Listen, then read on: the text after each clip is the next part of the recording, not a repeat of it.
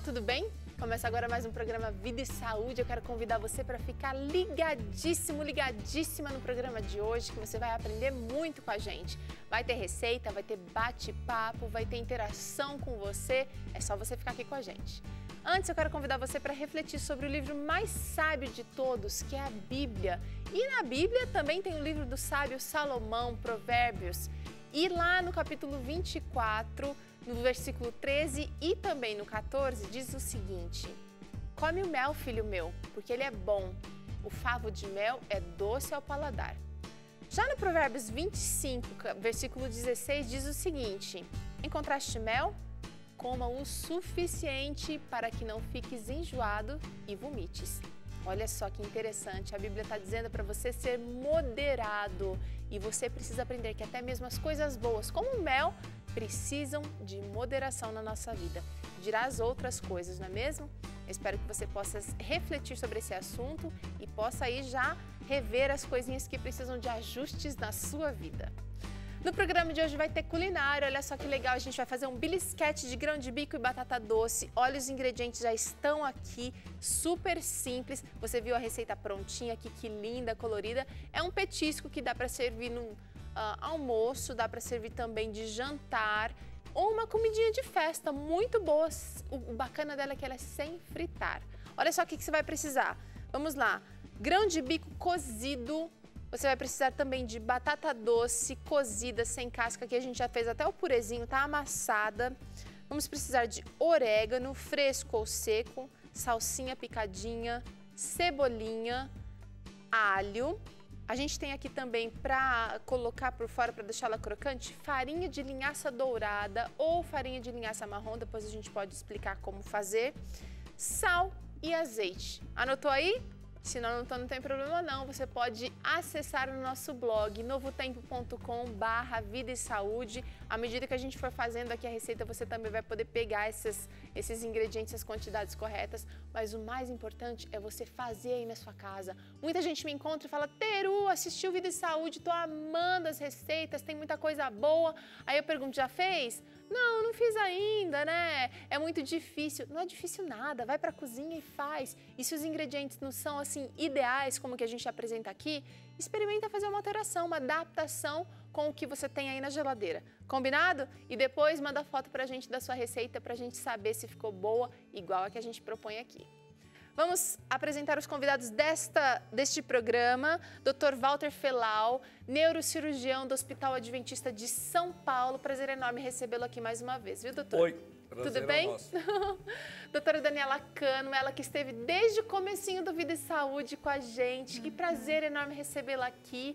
A doutora está lá no Rituale, um espaço maravilhoso que vale a pena você conhecer, se não pessoal, virtualmente. Olha, o site está passando aqui agora, acessa lá e conhece um pouquinho do trabalho que está acontecendo lá no Rituale. Doutora é clínica geral, médica da família, especialista em estilo de vida. É aqui o seu lugar, viu, doutora? Tá bom, muito obrigada pelo convite. O assunto de hoje é epilepsia e convulsões.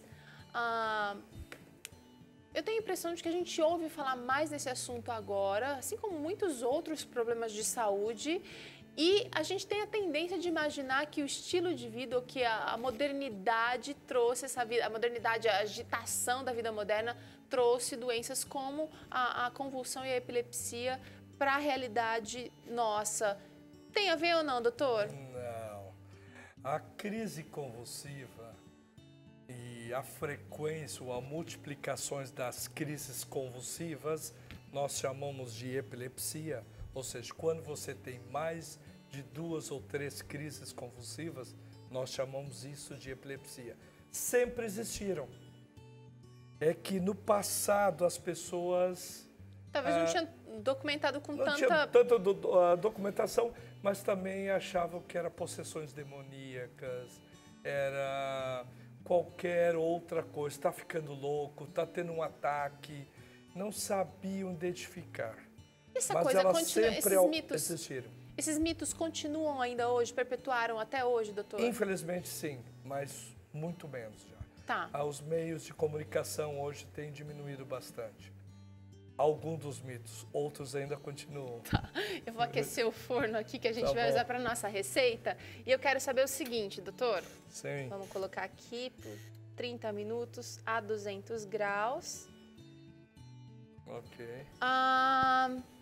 O que desperta, o que faz, o que acontece para uma crise convulsiva aparecer? A crise convulsiva é uma descarga elétrica numa área específica do cérebro de uma forma anormal, né? É uma descarga elétrica que passa de um lugar para um outro, tipo um curto-circuito. Simplesmente a fisiopatologia é isso. Agora, existem os fatores que te levam a ter isso. Há pessoas que têm aneurismas, tem pessoas que têm tumores cerebrais, tem pessoas que têm intoxicações exógenas, por exemplo, ingestão exagerada de álcool, anfetaminas, pessoas que usam cocaína ou êxtase, são estimulantes, tudo que venha fazer uma modificação na parte elétrica, vamos fazer assim, do nosso cérebro, pode acontecer de produzir uma crise convulsiva. Tá. Falando em estimulantes, doutora, é certo a gente afirmar que as pessoas que fazem mais uso de estimulantes, digamos assim, de certa forma, mais concentrados, estão mais sujeitas às convulsões? Sim, se for num exagero, né, por exemplo, como os energéticos, imagina que as pessoas que vão numa balada, por exemplo, além de estar com aquela luz piscando, que já é um estimulante, né, visual, isso. usam bebidas alcoólicas, o álcool também já vai ajudar na crise, junto com os estimulantes ainda usam cocaína ou êxtase. É uma combinação bombástica. Os jovens têm muita gente tem convulsão no meio de uma festa, assim, por causa desses exageros, né? E aí eu uso muitos energéticos de forma exagerada. Misturam na bebida alcoólica, misturado, né? E vira uma bomba, literalmente uma bomba. Será que é mais comum crianças terem epilepsia ou adultos? Não existe uma regra. Tá. Não existe regra. Permita eu falar que algumas crianças, elas têm crises convulsivas, mas elas não têm epilepsia. Qual a diferença? Vamos lá, estabelecer essa Crise diferença. convulsiva acompanhado de febre não é diagnóstico de epilepsia. Ou seja, qualquer ser humano, nós ou crianças, podemos ter crises convulsivas com temperaturas elevadas. Vou dar um exemplo. Talvez nós, adultos, se chegássemos a uma temperatura de 42, 43 graus, poderíamos ter convulsão. Porém, quando chega a essa temperatura, a gente acaba morrendo por outros fatores. Antes, 43, 44, ninguém aguenta. Agora, a criança, ela é mais susceptível à febre. 39 graus, ela já pode ter uma convulsão. Tá. Então, não necessariamente ela vai ter, né? Não necessariamente. Mas a criança que tem crise convulsiva acompanhado de febre não é diagnóstico de epilepsia. Ou seja, ela tem essa crise convulsiva somente devido à febre. E temos que tratar a causa, a febre. Pode ser uma amidalite, pode ser uma faringite, pode ser uma otite, pode ser qualquer coisa. Ou seja, não vamos tratar a epilepsia, vamos tratar a causa da febre. Digamos que meu filho sofreu uma convulsão acompanhada de febre. Sim. E aí eu levei ele no pronto atendimento e ele recebeu o medicamento para baixar a febre e também um anticonvulsionante. É isso que a gente fala? Convulsivante, perdão. É correto a gente tratar dessa maneira? Quer dizer, o pai não vai tratar, né? O médico, de repente, procurar uma segunda opinião ou não? Não é uma conduta correta tratar um caso de febre com anticonvulsionante? Eu sou suspeito de falar. Eu sou profissional da área de neurologia e neurocirurgia. Eu diria, procure um especialista para fazer. Não necessariamente esse colega está fazendo errado. Ele pode estar acertado, mas eu prefiro que pegue uma segunda opinião, que investigue, faça exames de imagens, faça exames de eletroencefalogramas, mapeamento cerebral, procure faça um bom diagnóstico antes de tratar. O importante é a pessoa não ficar apavorada na primeira crise. Que tem gente que tem uma crise convulsiva já acha que tem epilepsia. E isso não é verdade. 70% das pessoas que tiveram a primeira crise não vão ter a segunda. Um dado bastante interessante. Alto. 70% a é muito maior alto. parte das pessoas não vai ter a segunda vez. Doutor, o que fazer numa crise convulsiva? Estou perto de alguém tá... E primeiro vamos falar sobre isso e depois de um outro assunto que me surgiu, que é o que caracteriza essas crises, né? Mas o que fazer? Primeiro, a gente tem que ficar tranquilo, porque a crise vai durar alguns segundos. Raramente vai durar mais do que 2, 3 minutos, que são as crises mais graves, que precisa realmente ir para o pronto-socorro. Mas a maior parte dessas crises, você só tem que deitar a pessoa de lado, né? E para ela não se afogar com a própria saliva e proteger a cabeça, porque ela vai ficar se batendo. Então, só para proteger se ela estiver numa área de risco. Mas não ficar apavorado, tentar segurar a perna, tentar segurar o braço. Deixa ela respirar, sai de perto, 1 ou 2 pessoas no máximo é suficiente, protegendo a cabeça e deixando a pessoa de lado. A cabeça certo, a coisa mais simples, senta no chão e coloca a cabeça sobre suas pernas e vira de lado. Só. Vamos acompanhar, nossa equipe preparou uma reportagem sobre um pronto atendimento, um primeiro socorro no caso de uma crise de convulsão. Vamos ver. Pode ficar sossegado porque não tem ninguém passando mal aqui, viu? Eu estou perto de uma ambulância, mas está tudo bem. Bom, a pergunta que fica é, o que fazer quando uma pessoa está convulsionando? Exatamente, você sabe o que fazer ou vai ficar totalmente perdido se isso acontecer? Por isso que hoje eu vim conversar com o Dr. Flávio para esclarecer e trazer um pouquinho de sugestões, de formas com que a gente pode estar ajudando ou formas que a gente não deve fazer, né, doutor? Sim. A gente tem que saber como agir, né, diante de um paciente com a crise convulsiva, mas pensando em não prejudicar o paciente, mais do que ajudar. Até porque ajuda mesmo, efetiva com o tratamento com a medicação, é mais quando tiver um suporte médico, né, ou até o local, ou quando levar até o hospital. Bom, para você entender na prática como funciona esse atendimento, nós vamos te mostrar agora. Doutor, então, vamos lá, o que fazer nesse momento? Vamos exemplificar um paciente, por exemplo, que está em pé, caminhando ou sentado, e de repente alguém percebe que ele vai ter uma crise, às vezes avisa, às vezes o paciente começa a ficar inconsciente, começa a respirar fundo, então às vezes o familiar mesmo consegue identificar o início de uma crise. A partir do momento que o paciente já começar a ter a crise, já tentar suavizar o máximo possível a queda do paciente, né? Quando ele for ao chão ou, se possível, levar numa cama, algum lugar que tenha maior proteção, né? Enquanto ele tiver a crise, o que a gente tem que se preocupar? Não em conter, segurar o paciente não vai tirar a crise. O paciente vai ter essa descarga elétrica, vai ter esses espasmos, independente da força que nós fizermos.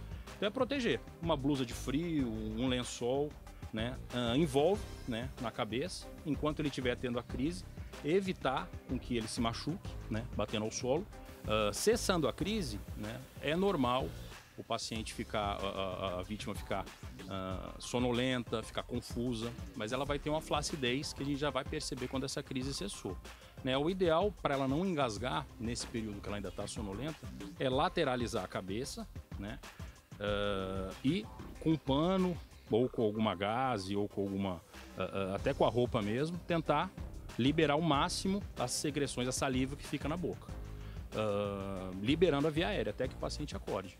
O que geralmente acontece, que nós, leigos, que não sabemos de nada, fazemos de muito errado? Jogar água fria, isso acontece muito, né? O paciente em crise joga água fria, dá alguma coisa, açúcar, principalmente o paciente que já é diabético, tem uma crise convulsiva por hipoglicemia.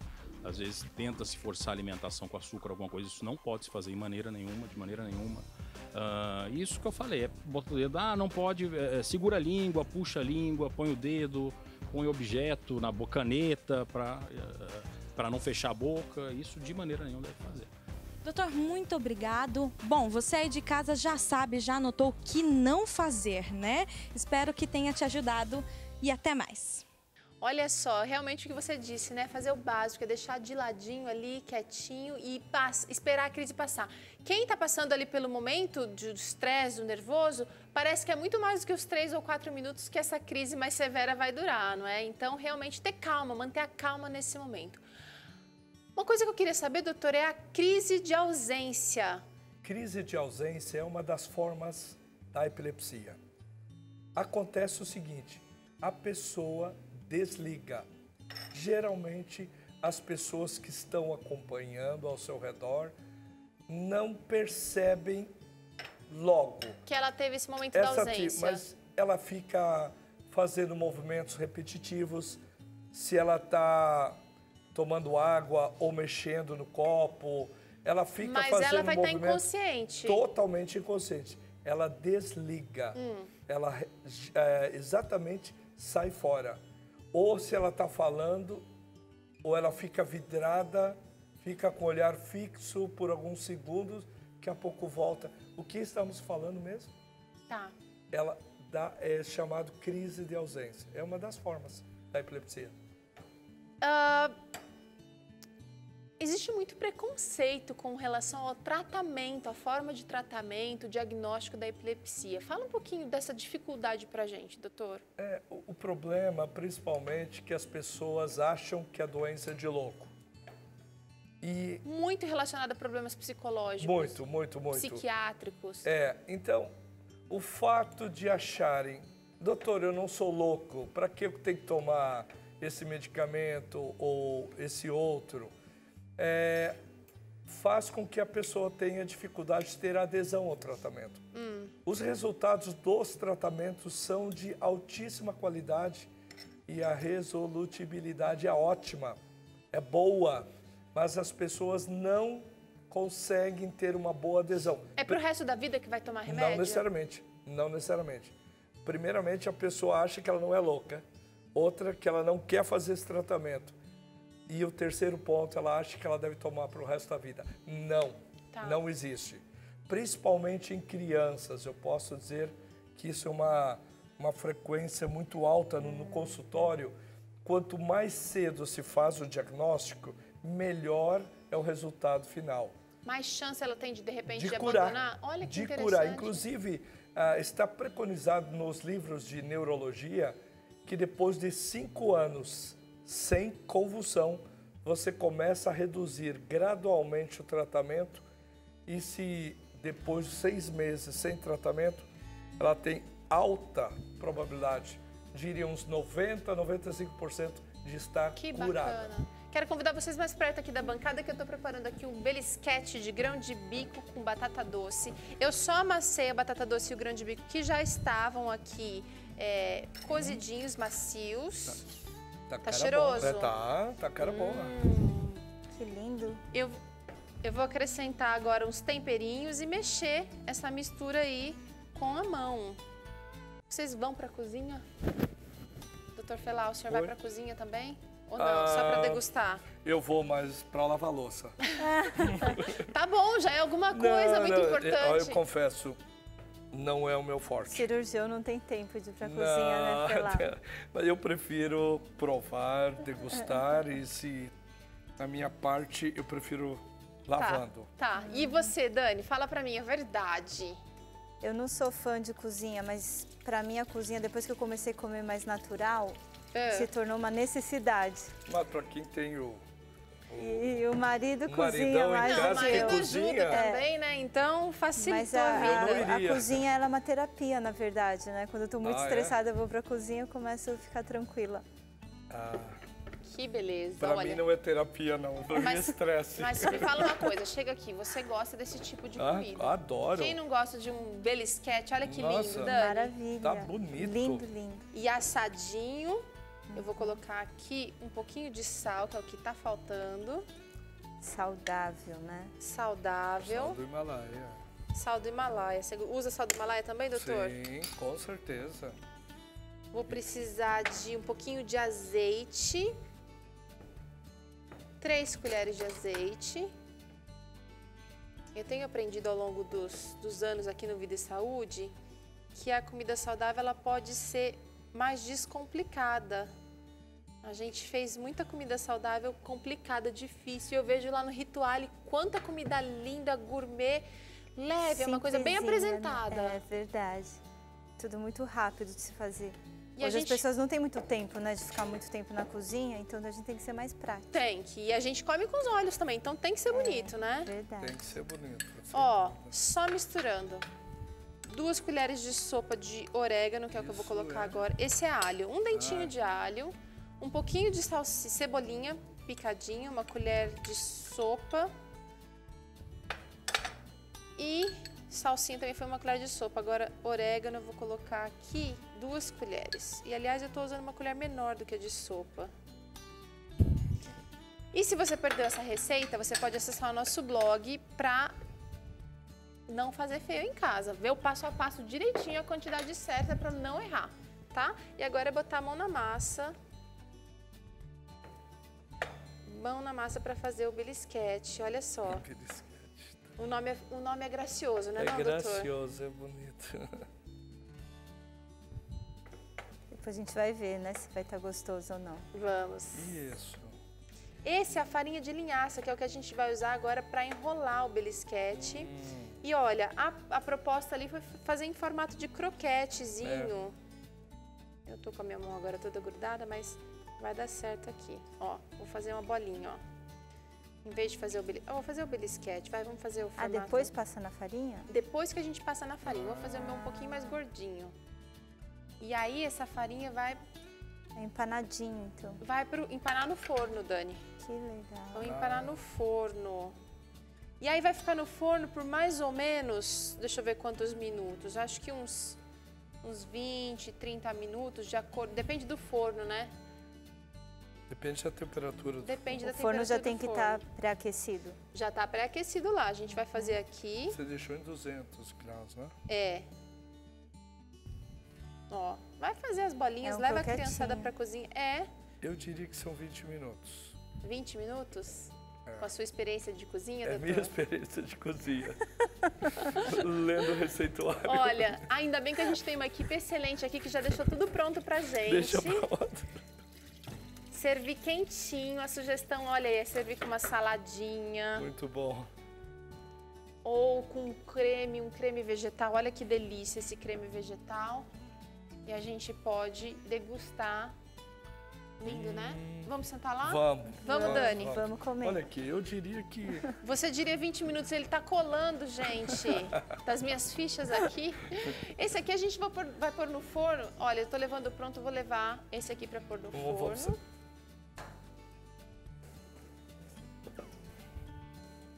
E deixar assar aqui por 20 a 30 minutos. Ou até dourar. E vou levar esse aqui.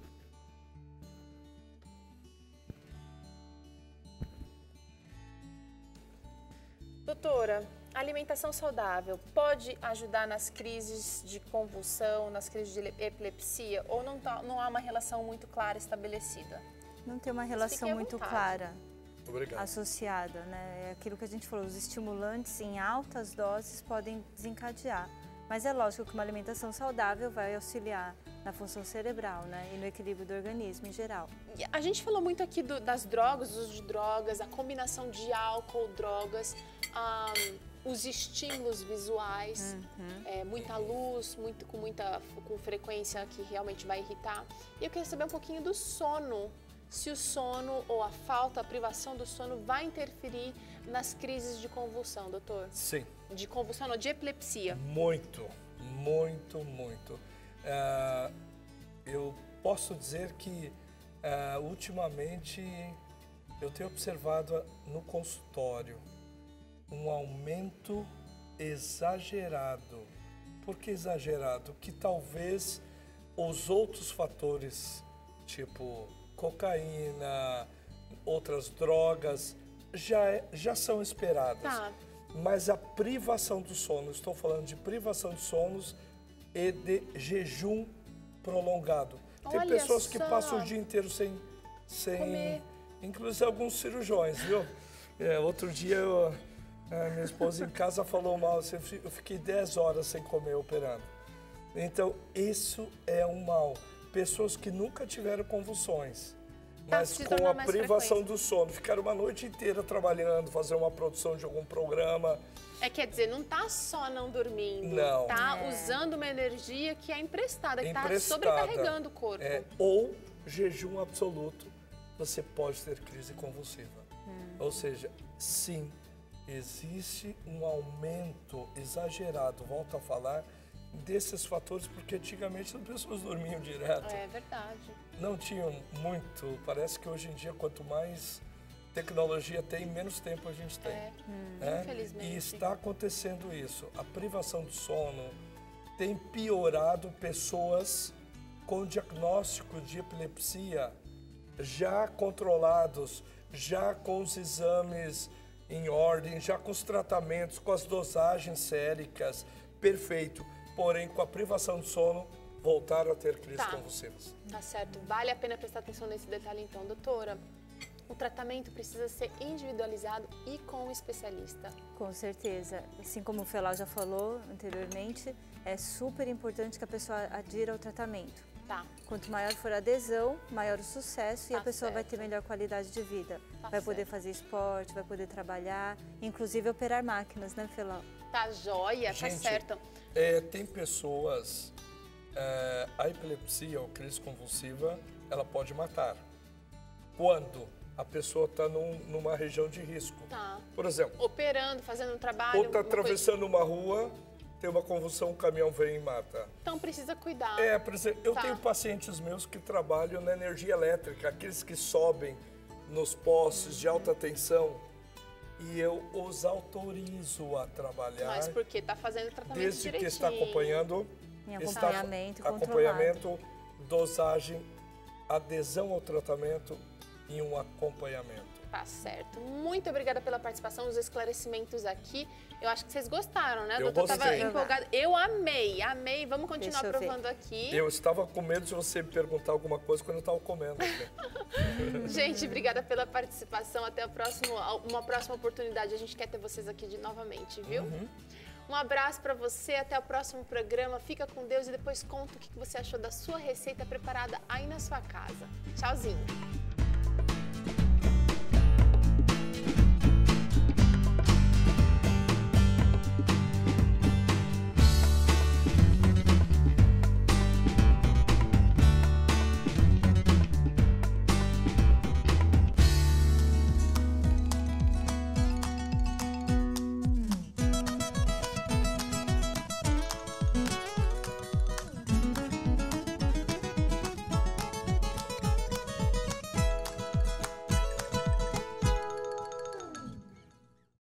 Se você gostou do que assistiu aqui, se inscreva no nosso canal. Aqui você encontra vídeos, receitas e muito conteúdo do Vida e Saúde. Então não esquece não, se inscreve aqui no nosso canal.